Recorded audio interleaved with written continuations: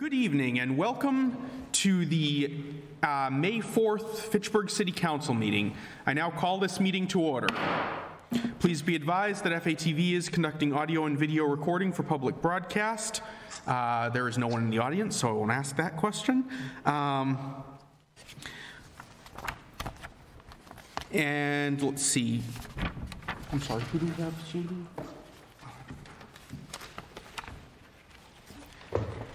Thank you.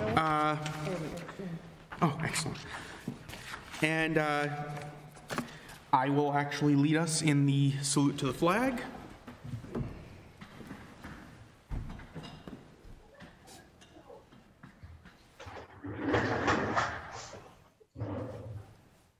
I pledge allegiance to the flag of the United States of America and to the republic for which it stands, one nation, under God, indivisible, with liberty and justice for all.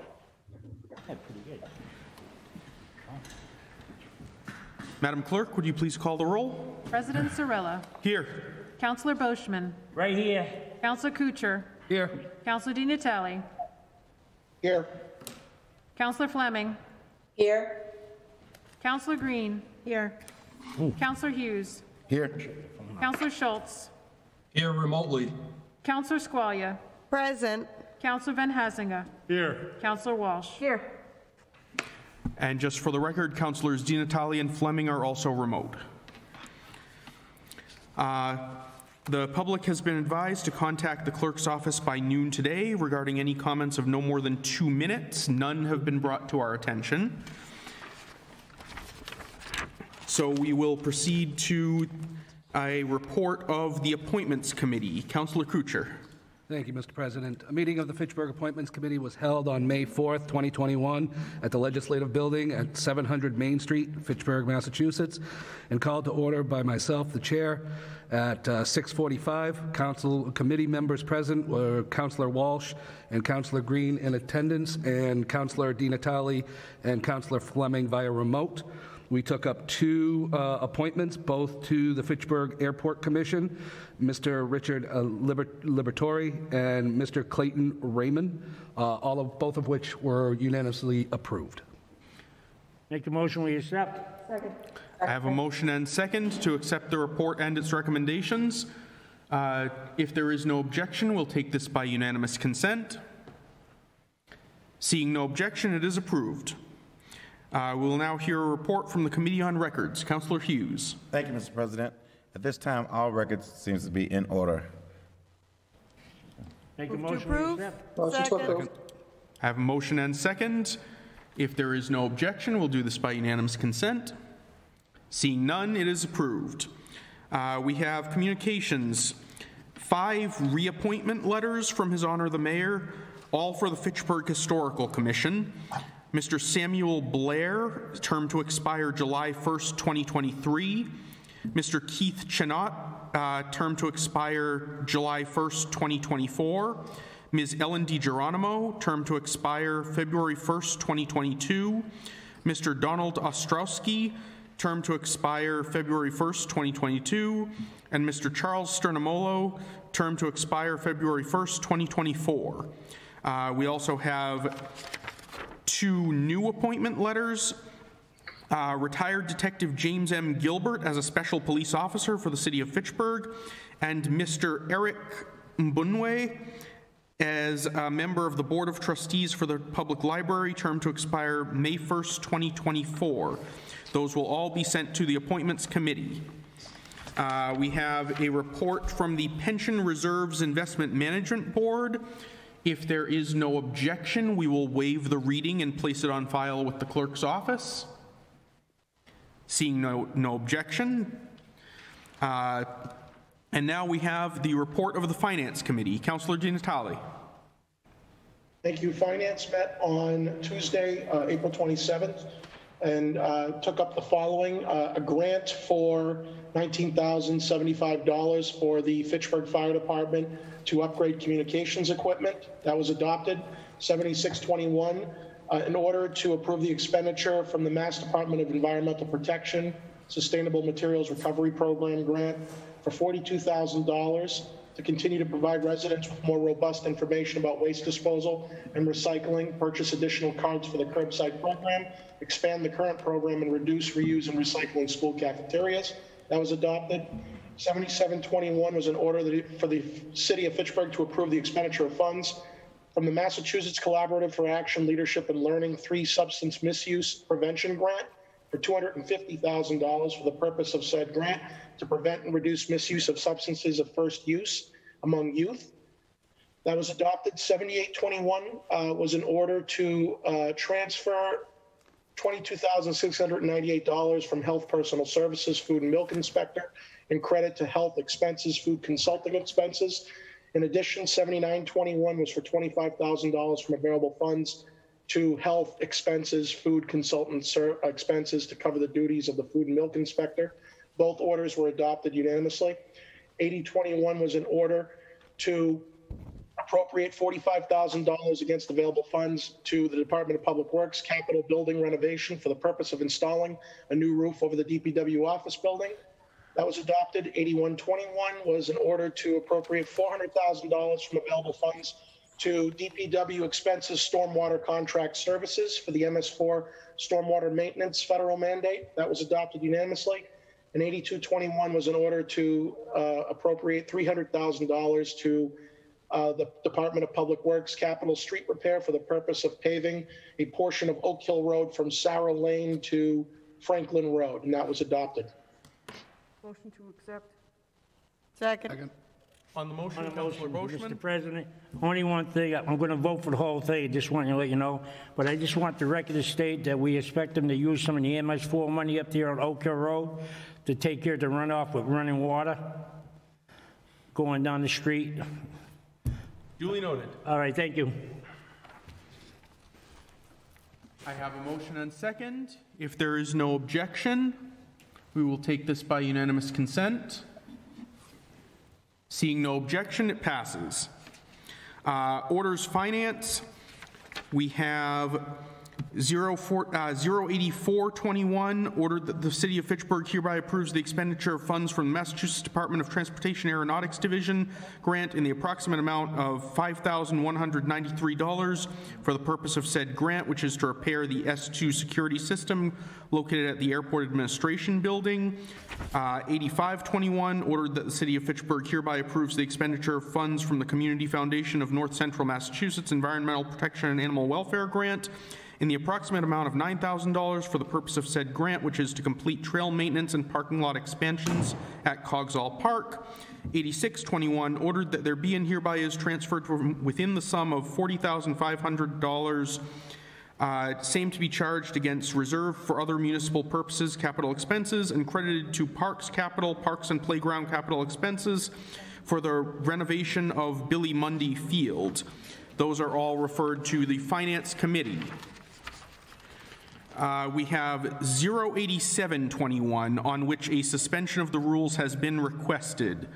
Ordered that whereas the city and FATV have negotiated an agreement requested by FATV, which agreement is attached hereto, and whereas the city and FATV have reformed the manner in which funding will be provided to FATV so as to ensure compliance with law, therefore, it is ordered that the City of Fitchburg shall authorize its mayor, Stephen L. DiNatale, to execute the attached grant agreement with FATV, and also authorizes Mayor Stephen L. DiNatale take all other steps necessary, convenient, or helpful to accomplish the intention of the parties. Motion to suspend the rules. Second. I have a motion and second to suspend the rules. Is this on the suspension of Oh, the no, rules? no, it's okay, sorry. Yep. Okay, I have a motion and second to suspend the rules, requiring a 2/3 vote. Madam Clerk, would you please call the roll? President Zarella. Yes. Counselor Boschman. Yes. Counselor Kucher. Yes. Counselor DiNatale. Yes. Counselor Fleming. Yes. Counselor Green. Yes. Counselor Hughes. Yes. Counselor Schultz. Yes. Counselor Squalia. Aye. Counselor Van Hazinga. Yes. Counselor Walsh. Yes. That is unanimous.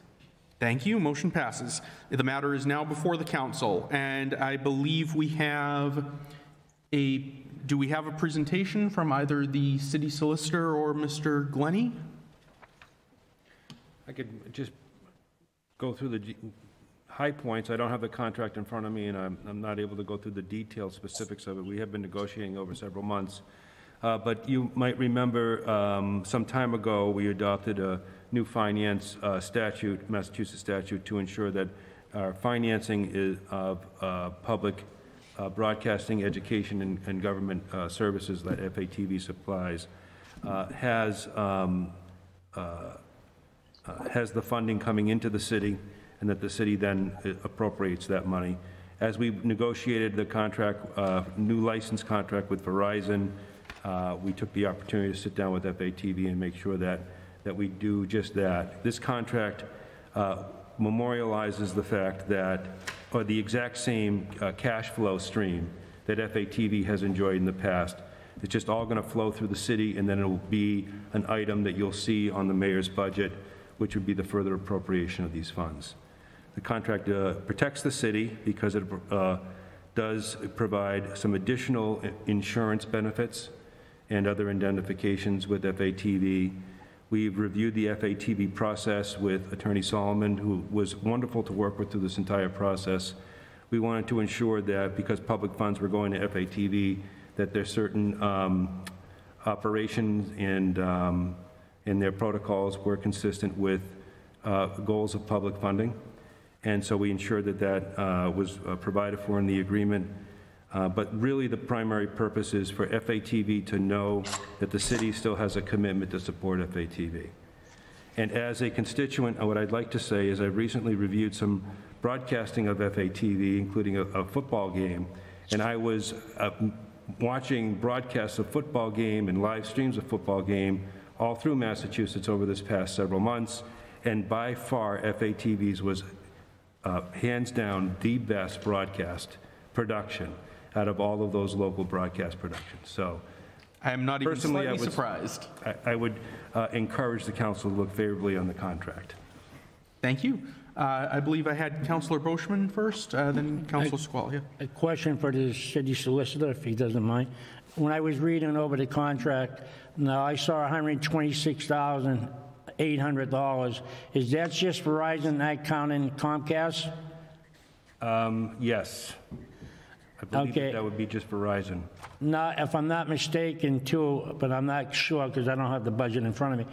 At one time, some of the money from PEG used to come out of information technology. Is that line item going to be gone from there? No, the city is still going to be receiving a portion of that PEG money that's going to still come to the city. So basically, we have two components of money. One is based upon a percentage of revenue from the licensee, in this case Verizon, and that percentage is going to be going to FATV. The capital amounts, the set dollar amounts that you see, are still being divided between FATV and the city. Okay, and the final question is, I noticed that you're going for a 10-year contract with Comcast, but we only settled for a 5-year contract with Verizon. Is there any reason why? We believe that Verizon is on its way out of the wire business. Verizon refuses to negotiate long-term licenses. Oh, is that right, even with G5 and that? Oh, yeah? We believe that we received a lesser term, but a higher rate of compensation. All right. All right, that's all I want to know. Thank you. Thank you. Councillor Squalia? Thank you. Is this FATV funding, is this kind of like an enterprise fund, or will this be an enterprise fund if the funding that we get from Verizon and Comcast serves only FATV? How does it work if, we get more money than FATV budgets? Does it go to the general fund, or how does that work? I don't have that answer off the top of my head. I wish Calvin was here. I don't think we're calling this an enterprise fund. I think this was a revolving fund in which this council adopted, it's going to be a year and a half ago when we adopted that statute. The way that it works would be consistent with exactly the same way that it has always worked. The percentage amount that the licensee Verizon or Comcast pays is driven by their subscribers, so it's not a consistent amount. And then the capital funds, money for capital costs, is a set amount. So that's what's consistent. So one way we could say FATV needs to come in each year with a financial statement and express, this is our financial statement and here is our need. But at this point in time, we want to continue FATV's funding as they have been. We're working in an environment of decreasing subscribers with the cord cutting that's going on. So in reality, what's going to happen is it's going to be very difficult to see how this funding is a long-term solution for FATV. There will have to be a new idea on how to fund that at some point in time. That's a good segue into my next question. So for other funding that FATV secures, like underwriting for programs or for the station itself, or annual fees, dues, where does that money go? Do they maintain a separate account, or does it all have to go through the city? That question gives me an opportunity to flesh out the answer to the early. FATV is a separate entity from the city, right? They're a nonprofit group. And I think the prior thinking was that there was an opportunity just to get the money directly from the licensees to FATV and avoid a public process. Our desire is to have the public process because we want to be able to account for all of that money. So if FATV as a private nonprofit group raises money for themselves, then they're able to keep that money for themselves, and it's not necessarily something that they have to account to us for. However, there is provisions in the contract that when we do get an opportunity to review their funding, that when they do provide information, they will provide all of that information to us, and that is in that contract. So it's only the licensee funding that the city of Fitchburg is... That's the only thing that we're going to receive, because it's the mayor's office is granting the license, and the mayor's office collects the fee for that license, and then we appropriate the money in the ordinary course, just like all other spending that the city's doing. Okay, thank you. Thank you. Matter is before the council. Move Make a to motion, we approve. accept. Second. I have a motion and second to approve the order. If there are no objections, we'll do this by unanimous consent. Seeing no objections, it passes. We have a resolution. This is just the resolution form of the vote that we already took at a previous meeting. But suspension of the rules will also be requested on 8821, a resolution to request the naming of the broadcast booth located at Crocker Field. Move for suspension. Second. Motion and second for suspension of the rules. Madam Clerk, would you please call the roll? President Zarella. Yes. Counselor Boishman. Yes. Counselor Kuchar. Yes. Counselor Di Natale. Yes. Counselor Fleming. Yes. Counselor Green. Yes. Counselor Hughes. Yes. Counselor Schultz. Yes. Counselor Squalia. Aye. Counselor Van Hazinga. Yes. Counselor Walsh. Yes. That is unanimous. Matter is before the council. Move to approve the resolution. Second. I have a motion and second to approve. Speaking on the motion. I'm all in favor of this one. Okay. Councilor Boishman's comment on the motion. If there are no objections, we will take this by unanimous consent. Seeing no objection, it passes. We have two further petitions. 08921, Councilors Sam Squalia and Elizabeth Walsh to install a berm at both sides of the existing storm drain at 506 Winoosknock Road to prevent further erosion, approximately 37 feet on one side and 63 feet on the other side to meet existing asphalt berms. That will be referred to Public Works. And 9021, Councilors Sam Squalia and Marisa Fleming to install a berm at 76 Richardson Road to prevent further erosion, approximately 70 feet long, connecting from the existing berm to the existing driveway. That will also be referred to Public Works. Before we go to announcements, there is one matter which was not reasonably anticipated to be on the agenda and only concerns the internal business of the council, so I deem it to be not in violation of our notice requirements to take it up at this time. There was a typographical error in the council meeting schedule that we voted in January, which transposed the council meetings with the committee meetings on Tuesdays in June, such that the council meetings are currently scheduled for the 2nd and 4th Tuesdays, and committees for the 1st and 3rd. I would like to entertain a motion to simply correct that schedule to our normal schedule of 1st and 3rd Tuesdays for council. So moved. Second. I have a motion and second. Anyone speaking on the motion? Yes. Councillor? Did we just change the Finance Committee to the 15th and the 29th? Does Let me this, just double check the... will we have to change the Finance Committee back to the 8th? Is that right, or was it?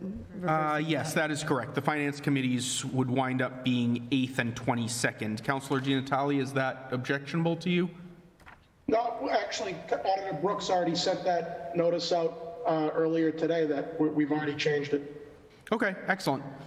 Okay, that's fine. All right. If anyone else on the motion? If Councillor Green? Can you just, so what will be the new dates for council meeting? The 1st and the 15th. Okay. Only for June?